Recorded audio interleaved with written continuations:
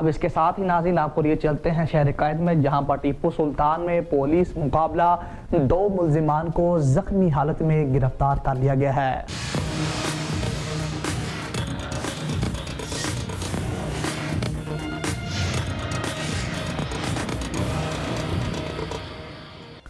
آپ کو ایک بار پھر بتاتے چلیں کہ کراچی ایسٹ کی ٹیپو سلطان پولیس اور ڈکیٹ ملزمان کے درمیان ہونے والے مقابلے کے بعد 2 ملزمان کو زخمی حالت میں گرفتار کر لیا گیا ہے۔ S H O Tipu Sultan ملک اشرف اعوان کے مطابق ڈاکٹر عبدالقدیر خان روڈ پر رات کے ملزمان اور پولیس کے درمیان مقابلہ ہوا ہے۔